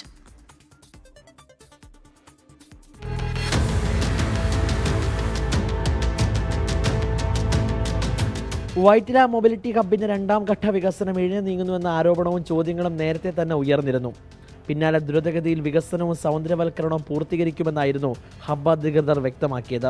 എന്നാൽ തെരഞ്ഞെടുത്ത സമയം കാലവർഷം മൂർധന്യാവസ്ഥയിലായ സമയം. കാലവർഷത്തിന്റെ 2ാം ഘട്ടം ആരംഭിച്ചതിന് പിന്നാലെയാണ് വൈറ്റില മൊബിലിറ്റി ഹബിലെ തറയോട് പാകൽ പണികൾ ആരംഭിച്ചത്. 2 ദിവസത്തെ മഴ പെയ്തതോടെ ഹബ്ബ് വലിയ കുഴികൾ കൊണ്ട് നിറഞ്ഞു. ബസ് കാത്തു നിൽക്കുന്നവർക്കും ബസ് ജീവനക്കാർക്കും ഉണ്ടാകുന്നത് വലിയ ദുരിതം. ഇപ്പോൾ ഒരു വണ്ടി പിടിക്കാൻ പറ്റുന്നില്ല ഇവിടെ. ഇത് കാരണം ഇതുകൊണ്ടല്ലേ വണ്ടി ദൂരം ബ്ലോക്കാകുന്നുണ്ടല്ലേ. ഇത്രയും വണ്ടി ഇടാൻ ഭയങ്കര ബുദ്ധിമുട്ടാണ്. ഈ മഴയത്ത് ചെയ്യേണ്ട കാര്യമില്ല. ഇത്രയും വെയിലുള്ളപ്പോൾ ഇവർ ചെയ്തുമില്ല, ഒന്നും ചെയ്തില്ല. മഴക്കാലത്തിന് മുമ്പ് ചെയ്യേണ്ടിയിരുന്നു. ദീർഘദൃഷ്ടിയുള്ള ഭരണാധികാരി ഉണ്ടെങ്കിൽ ചെയ്തേനെ. മഴക്കാലത്ത് ഇത് പൊളിച്ച നാശമാണ്. ജനങ്ങൾക്ക് എന്ത് ബുദ്ധിമുട്ടാണ്. ഒരാൾ ഒരു ബസ് കയറുമ്പോൾ അടുത്ത ബസ് ഒപ്പം കയറി വരിക. അപ്പം മനുഷ്യന് നിൽക്കാൻ പോലും സ്ഥലമല്ല ഇവിടെ. മഴക്കാലമായി പിന്നെ ആൾക്കാർക്ക് അസുഖങ്ങൾ വന്നു തുടങ്ങി. മലിനാലെല്ലാം കെട്ടിക്കിടക്കും ഇവിടെ. ഞങ്ങൾക്കൊക്കെ ഇത്രയും പ്രായമായി. വെള്ളം എവിടെ ഇപ്പം പോണ എല്ലാം വെള്ളം. ഇത് എന്ത് സർക്കാരിന് കണ്ണറിയാൻ പാടില്ല, അല്ലെങ്കിൽ ഇട്ടവർക്ക് കണ്ണറിയാൻ പാടില്ല. അത് ആർക്കും ഞങ്ങൾക്ക് മനസ്സിലാവണില്ല. ഇപ്പോൾ പൊളിക്കേണ്ട ഒരു കാര്യമായിരുന്നില്ല. അത് ക്ലൈമറ്റും കാര്യങ്ങളൊക്കെ നോക്കിയിട്ട് ചെയ്യേണ്ട ഒരു കാര്യമായിട്ടാണ് എനിക്ക് തോന്നുന്നത്. നേരത്തെ നിശ്ചയിച്ച തീയതി പ്രകാരമാണ് പണികൾ നടന്നതെന്നും കനത്ത മഴ പെയ്ത സാഹചര്യത്തിലാണ് പണികൾ അവസാനിപ്പിച്ചതെന്നുമാണ് വൈറ്റില മൊബിലിറ്റി ഹബ് അധികൃതർ വ്യക്തമാക്കുന്നത്. മഴ മാറുന്ന മുറയ്ക്ക് പണികൾ വേഗത്തിലാക്കുമെന്നും ഇവർ പറയുന്നു.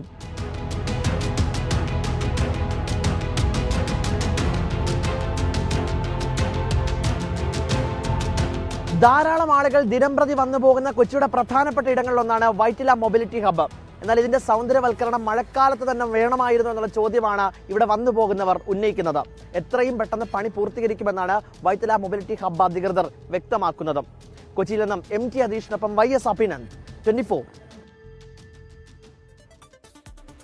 കടലേറ്റം അതിരൂക്ഷമായ കണ്ണമാലി അടക്കമുള്ള കൊച്ചിയുടെ തീരപ്രദേശങ്ങളെ സംരക്ഷിക്കണമെന്ന ആവശ്യവുമായി വൈദികരുടെ പ്രതിഷേധം. ഇന്ന് തോപ്പുംപടിയിൽ ലത്തീൻ സഭയുടെ എറണാകുളം, ആലപ്പുഴ അതിരൂപതകൾ സംയുക്തമായാണ് പ്രതിഷേധം സംഘടിപ്പിച്ചിരിക്കുന്നത്. രാവിലെ തുടങ്ങുന്ന സമരം വൈകിട്ടാണ് അവസാനിക്കുക. ദുരിതമനുഭവിക്കുന്ന പ്രദേശത്തെ ജനങ്ങൾ റാലികളായി പ്രതിഷേധത്തിൽ വന്നു ചേരും. അമൽ സുരേന്ദ്രൻ വിവരങ്ങളുമായി കൊച്ചിയിൽ നിന്ന് ചേരുന്നുണ്ട്. അമൽ, പ്രതിഷേധം എങ്ങനെയാണ് തീരുമാനിച്ചിരിക്കുന്നതിന്റെ വിശദാംശങ്ങൾ എങ്ങനെയാണ് അമൽ?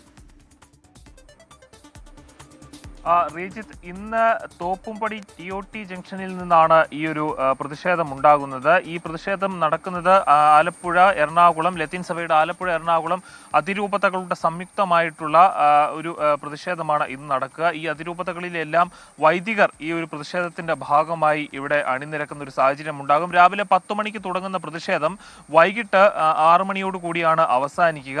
ഏതായാലും കണ്ണമാലി പ്രദേശത്ത് തൊട്ട് ഫോർട്ട് കൊച്ചി വരെയുള്ള ആ ഒരു ഭാഗത്തെ അതിരൂക്ഷമായ കടലേറ്റത്തിനെതിരെ അല്ലെങ്കിൽ അതിനെതിരെ നടപടികൾ ഉണ്ടാകണമെന്ന ആവശ്യവുമായാണ് ഇത്തരത്തിലൊരു പ്രതിഷേധം ഉണ്ടാകുന്നത്. മുൻകൂട്ടി തന്നെ അറിയിച്ചിരുന്ന പ്രതിഷേധമായിരുന്നു. ഈ പ്രതിഷേധത്തിന്റെ ഭാഗമായിട്ട് വൈകിട്ട് 3 മണിയോടുകൂടി പുത്തൻതോട് ഭാഗത്ത് നിന്ന് അല്ലെങ്കിൽ പള്ളുരുത്തി ഭാഗത്തു നിന്നൊക്കെ ആളുകൾ റാലികളായിട്ട് ഈ പ്രതിഷേധത്തിലേക്ക്, ദുരിതം അനുഭവിക്കുന്ന ആളുകൾ റാലികളായിട്ട് ഈ പ്രതിഷേധത്തിലേക്ക് എത്തിച്ചേരും. അതിനുശേഷം ആന്റണി തറയിൽ പോലെയുള്ള ആളുകൾ ഈ ഒരു സമരത്തിന്റെ ഭാഗമായി എത്തുകയും കോട്ടപ്പുറം ബിഷപ്പ് അടക്കം ഇവിടെ എത്തി സമാപന സമ്മേളനം ഉദ്ഘാടനം ചെയ്യുന്ന സാഹചര്യവും ഉണ്ടാകും. ഏതായാലും നമുക്കറിയാവുന്നതാണ്, കണ്ണമാലി പ്രദേശത്ത് അടിയന്തരമായിട്ടുള്ള ഒരു മാറ്റം വേണം. താൽക്കാലികമായി ജിയോ ബാഗുകളെല്ലാം സ്ഥാപിക്കാമെന്ന് കഴിഞ്ഞ ദിവസം കളക്ടറുടെ നേതൃത്വത്തിൽ ചേർന്ന ചർച്ചയിൽ തീരുമാനമായതാണ്. ഈ വരുന്ന 25-ാം തീയതി വാവാണ്. അപ്പോൾ ഈ വാവിന് കടലേറ്റം ഉണ്ടായാൽ പിന്നീട് അത് 9 ദിവസങ്ങളോളം നീണ്ടു നിൽക്കുന്ന ഒരു സാഹചര്യം ഉണ്ടാകും. അതുകൊണ്ട് തന്നെ വളരെ കുറച്ച് ദിവസങ്ങളേ ഉള്ളൂ. 25-ാം തീയതിക്ക് മുൻപായി തന്നെ കണ്ണമാലി പ്രദേശത്ത് താൽക്കാലികമായെങ്കിലും എന്തെങ്കിലും സംവിധാനങ്ങൾ, പ്രത്യേകിച്ചും ജിയോ ബാഗ് അടക്കമുള്ള സംവിധാനങ്ങൾ ഇടേണ്ടതുണ്ട്. നിലവിൽ അവിടെ മണ്ണ് മാറ്റി തുടങ്ങിയിട്ടുണ്ട്. പക്ഷേ നടപടികൾ കുറെ കൂടി വേഗത്തിലാക്കേണ്ടത് അടിയന്തരമാണ്. റീജിത്ത്. ശരി, അമൽ സുരേന്ദ്രൻ വിശദാംശങ്ങൾ പങ്കുവയ്ക്കുകയായിരുന്നു. കടലേറ്റം രൂക്ഷമായ സാഹചര്യത്തിൽ പൊറുതിമുട്ടിയ ഒരു ജനത, അതിനുവേണ്ടിയുള്ള പ്രതിഷേധം, അവർക്ക് വേണ്ടിയുള്ള പ്രതിഷേധം ഇന്ന് നടക്കാൻ പോകുന്ന അമൽ സുരേന്ദ്രൻ അതിന്റെ വിശദാംശങ്ങൾ പങ്കുവയ്ക്കുകയായിരുന്നു. പുതിയ തലമുറയെ വായനയിലേക്ക് ആകർഷിക്കുകയെന്ന ലക്ഷ്യത്തോടെ മിനിയേച്ചർ പുസ്തകങ്ങൾ നിർമ്മിച്ച് സൗജന്യമായി വിതരണം നടത്തുകയാണ് ഗിന്നസ് സത്താർ ആദൂർ. കഴിഞ്ഞ 17 വർഷത്തിനുള്ളിൽ 35,000 കുഞ്ഞൻ പുസ്തകങ്ങൾ സത്താർ ആദൂർ വിതരണം ചെയ്തിട്ടുണ്ട്. നഗ്നനേത്രങ്ങൾ കൊണ്ട് വായിക്കുവാൻ സാധിക്കുന്ന ലോകത്തിലെ ഏറ്റവും ചെറിയ പുസ്തകം നിർമ്മിച്ച് ഗിന്നസ് ബുക്കിൽ ഇടം നേടിയ ആദ്യത്തെ ഏഷ്യക്കാരനാണ് സത്താർ ആദൂർ. 1 സെന്റിമീറ്ററിനും 5 സെന്റിമീറ്ററിനും ഇടയിലുള്ള വ്യത്യസ്തമായ 3137 പുസ്തകങ്ങൾ രചിച്ച് 2016 സത്താർ വേൾഡ് ഗിന്നസ് റെക്കോർഡ് കരസ്ഥമാക്കിയത്. 2011 കുഞ്ഞു പുസ്തകങ്ങളുടെ വിതരണത്തിലൂടെ ലിംഗ ബുക്ക് ഓഫ് റെക്കോർഡ്സും കരസ്ഥമാക്കിയിട്ടുണ്ട്. സത്താറിന്റെ സൗജന്യ പുസ്തക വിതരണ ശ്രേണിയിലെ 6ാമത്തെ സമാഹാരമായ ആദൂർ കവിതകളാണ് ഈ വായനാ ദിനത്തിൽ പുസ്തകപ്രേമികളെ തേടിയെത്തുന്നത്. 3 സെന്റിമീറ്റർ നീളവും 250 മില്ലിഗ്രാം മാത്രം തൂക്കവുമുള്ള മൾട്ടി കളർ പേജുകളോട് കൂടിയ പുസ്തകത്തിൽ 81 പോസ്റ്റർ കവിതകളാണുള്ളത്. 15,000 കോപ്പികളാണ് ഇത്തവണ വിതരണത്തിനായി തയ്യാറാക്കിയിട്ടുള്ളത്. ഈ ഒരു ചെറിയ പുസ്തകങ്ങൾ, മിനിയേച്ചർ പുസ്തകങ്ങളുടെ ഒരു നിർമ്മാണം എന്ന് പറയുന്നത് അതിൻ്റെ എല്ലാം ഹാൻഡ് മെയ്ഡാണ്. ഓരോ പേജുകളും നമ്മൾ കൂട്ടിയോജിപ്പിച്ച് അത് അതിൻ്റെ പ്രോസസ്സിങ് അങ്ങനെയാണ് വരുന്നത്. പക്ഷേ എൻ്റെ മക്കൾ, എൻ്റെ അയൽപ്പക്കത്തുള്ള കുട്ടികൾ, അതുപോലെ എൻ്റെ ഭാര്യ, എൻ്റെ ഉപ്പ എല്ലാവരും ഇതിലേക്ക് ചേർന്ന് നിൽക്കുന്നത് കൊണ്ടാണ് ഇത്രയും അധികം പുസ്തകങ്ങൾ ചെയ്യാൻ സാധിച്ചത്. 2008 വായനാ ദിനത്തിലാണ് സത്താർ സൗജന്യ പുസ്തക വിതരണത്തിന് തുടക്കം കുറിച്ചത്. ഈ കാലയളവിനുള്ളിൽ ഏകദേശം 30 ലക്ഷം രൂപയുടെ 35,000 പുസ്തകങ്ങൾ സത്താർ ആദൂർ വായനക്കാരിലേക്ക് എത്തിച്ചിട്ടുണ്ട്. 24 തൃശൂർ. ഓപ്പറേഷൻ സിന്ധുവിന്റെ ഭാഗമായി ഇറാനിൽ നിന്നും ഇസ്രയേലിൽ നിന്നും ഇന്ത്യൻ പൗരന്മാരെ ഒഴിപ്പിക്കുന്ന നടപടികൾ പുരോഗമിക്കുകയാണ്. ഇറാനിലെ ഖോമിൽ നിന്ന് 600ഓളം വിദ്യാർത്ഥികളെ മഷ്ഹാദിൽ എത്തിച്ചു. ഇവരെ ഉടൻ നാട്ടിലേക്ക് എത്തിക്കും. അച്യുതൻ വിവരങ്ങളുമായി ഡൽഹിയിൽ നിന്ന് ചേരുന്നുണ്ട്. അച്യുതൻ, ഈ സംഘർഷ മേഖലകളിലെ സാഹചര്യം വിദേശകാര്യ മന്ത്രാലയം സൂക്ഷ്മമായി നിരീക്ഷിക്കുന്നുണ്ട്. ഈ ഓപ്പറേഷൻ സിന്ധു ഇനി എങ്ങനെയാണ് മുന്നോട്ട് കൊണ്ടുപോവുക? അടുത്ത സംഘം എപ്പോഴേക്കെത്തും? എങ്ങനെയാണ് ഇതിന്റെ വിവരങ്ങൾ വിദേശകാര്യ മന്ത്രാലയം അറിയിക്കുന്നത്? അച്യുതൻ.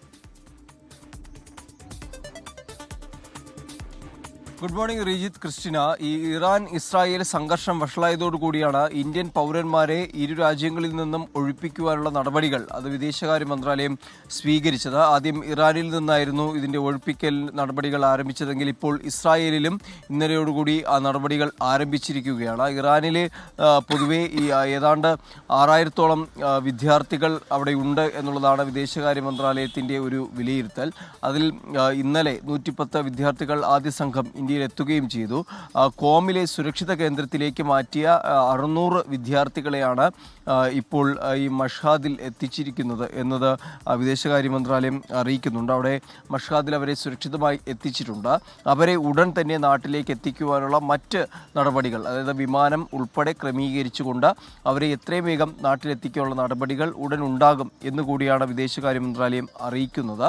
ഒപ്പം തുർക്ക്മെനിസ്ഥാൻ വഴിയും ഇത്തരത്തിൽ ഇന്ത്യൻ പൗരന്മാരെ ഒഴിപ്പിക്കുവാനുള്ള നടപടികൾ അവിടെയും ആരംഭിച്ചിട്ടുണ്ട്. അപ്പോൾ ആ വഴി, അതായത് സാധ്യമായ എല്ലാ മാർഗങ്ങളിലൂടെയും ഇന്ത്യൻ പൗരന്മാരെ സുരക്ഷിത കേന്ദ്രങ്ങളിലേക്ക് എത്തിച്ചുകൊണ്ട് അവിടുന്ന് നാട്ടിലേക്ക് വിമാനങ്ങൾ വഴി എത്തിക്കുവാനുള്ള ശ്രമമാണ് വിദേശകാര്യ മന്ത്രാലയത്തിൻ്റെ ഭാഗമായി ഇപ്പോൾ പുരോഗമിച്ചുകൊണ്ടിരിക്കുന്നത്. ഇസ്രായേലിലും സമാനമായ രീതിയിലുള്ള നടപടികൾ ഇതിനോടകം ആരംഭിച്ചു കഴിഞ്ഞു. അതായത് വരുന്ന മണിക്കൂറുകളിൽ അല്ലെങ്കിൽ ദിവസങ്ങളിൽ ഈ ദൗത്യത്തിൻ്റെ ഓപ്പറേഷൻ സിന്ധുവിൻ്റെ ഭാഗമായി കൂടുതൽ വിമാനങ്ങൾ ഇന്ത്യൻ പൗരന്മാരുമായി ഇരു രാജ്യങ്ങളിൽ നിന്നും പുറപ്പെടും എന്ന് തന്നെയാണ് വിദേശകാര്യ മന്ത്രാലയം അറിയിച്ചിരിക്കുന്നത്. അതായത് നിലവിലെ ഈ സാഹചര്യം കൂടുതൽ സങ്കീർണമാകുന്നതിന് മുൻപ് തന്നെ ഇന്ത്യൻ പൗരന്മാരെ സുരക്ഷിതമായി നാട്ടിലേക്ക് തിരിച്ചെത്തിക്കുക എന്ന ദൗത്യമാണ് ഇപ്പോൾ വിദേശകാര്യ മന്ത്രാലയം ആരംഭിച്ചിരിക്കുന്നത്.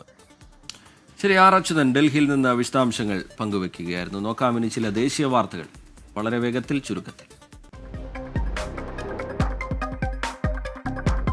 അഹമ്മദാബാദ് വിമാനാപകടത്തിൽ മരിച്ച എയർ ഇന്ത്യ ക്യാബിൻ ക്രൂ അംഗം ലാനുംദം സിംഗ്സണിന്റെ മൃതദേഹം ജന്മനാടായ മണിപ്പൂരിലെ കാങ് പോപ്പിയിൽ എത്തിച്ചു. സംസ്കാരം ഇന്ന് നടത്തുമെന്ന് ജനപ്രതിനിധികളും ബന്ധുക്കളും.